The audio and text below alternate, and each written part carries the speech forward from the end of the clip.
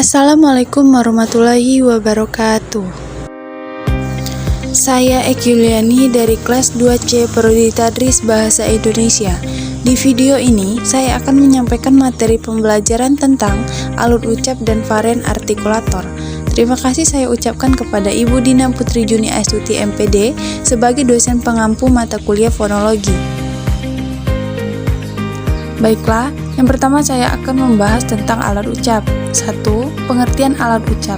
Menurut Kayer, alat ucap adalah organ pada tubuh manusia yang berfungsi dalam pengucapan bunyi.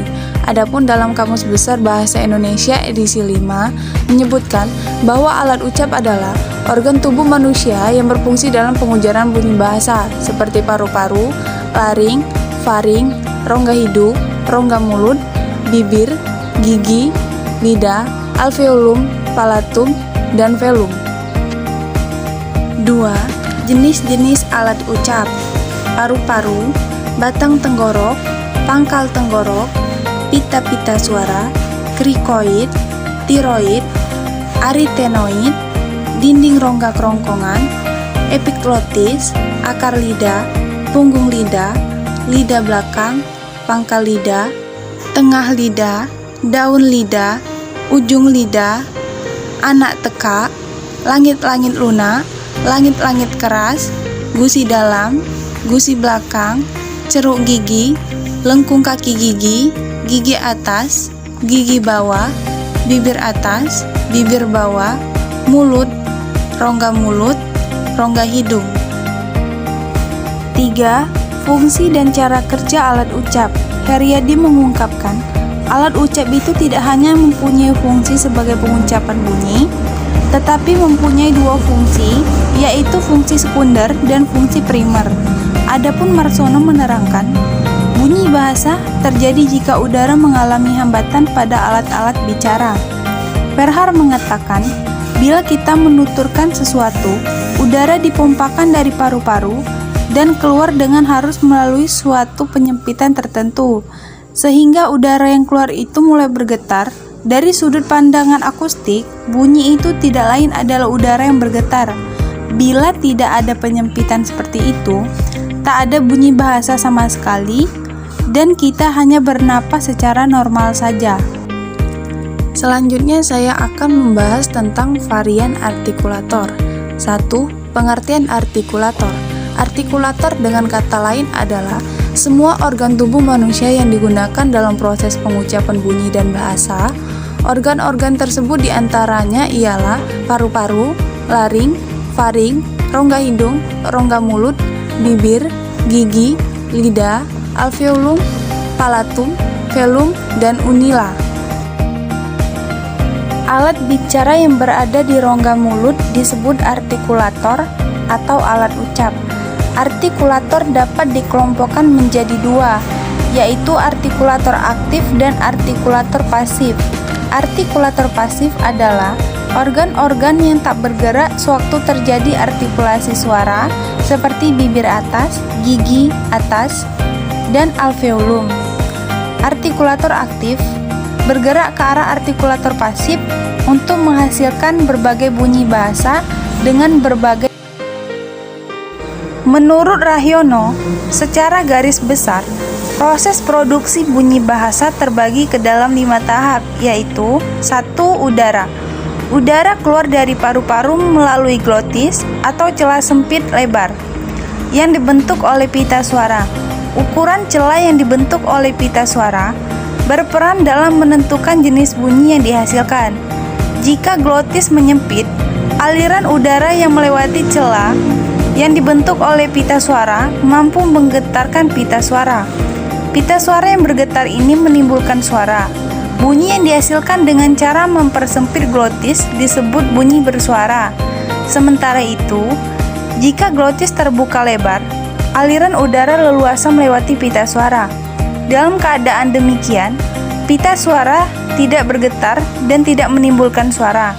Bunyi yang dihasilkan dengan cara membuka glotis sepenuhnya disebut bunyi tidak bersuara. 2.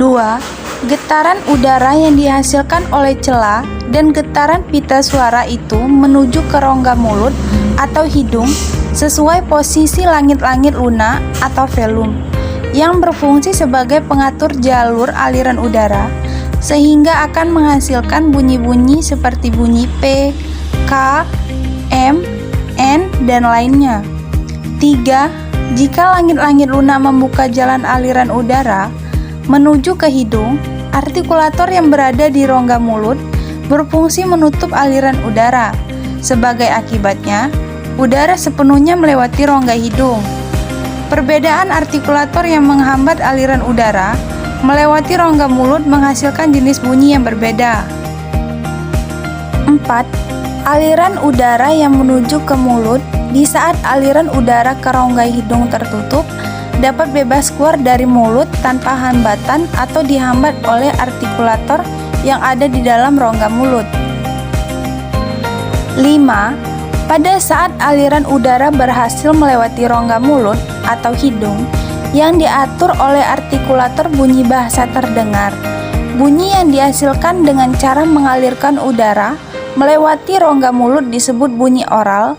Bunyi yang dihasilkan dengan cara mengalirkan udara melewati rongga hidung disebut bunyi nasal. Hal-hal lain yang berkaitan dengan produksi bunyi adalah cara berartikulasi dan daerah titik artikulasi.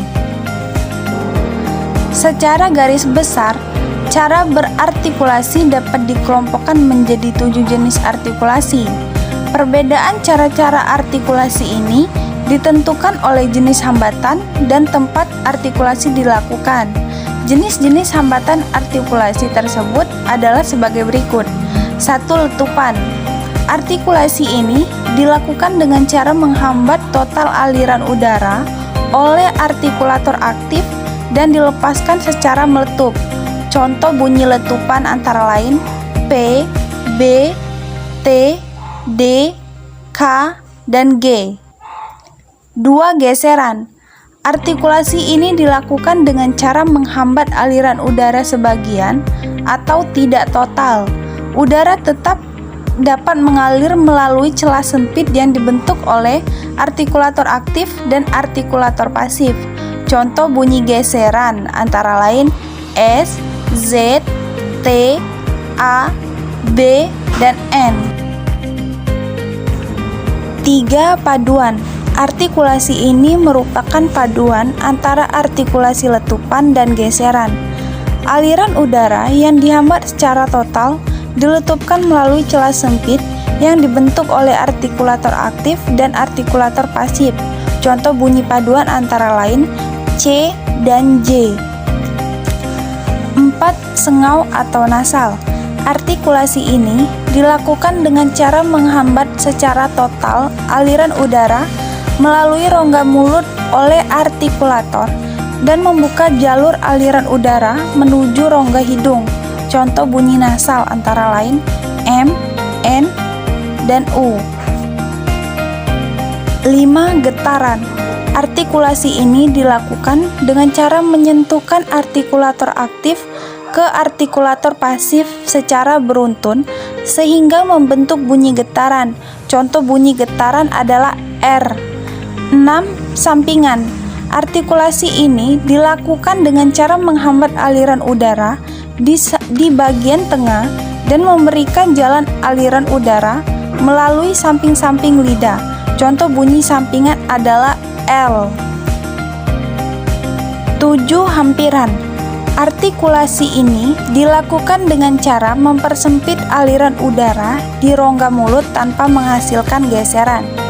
Artikulator aktif bergerak ke arah artikulator pasif dan kemudian bergerak menjauh kembali di saat udara mengalir keluar. Contoh bunyi hampiran adalah W. Sementara itu, daerah artikulasi dapat dikelompokkan menjadi 6 jenis berdasarkan artikulator pasif yang terlibat dalam proses artikulasi. Daerah-daerah artikulasi tersebut sebagai berikut. 1. Labial, yaitu artikulasi yang dilakukan di bibir atas. 2. Dental, yaitu artikulasi yang dilakukan di gigi atas.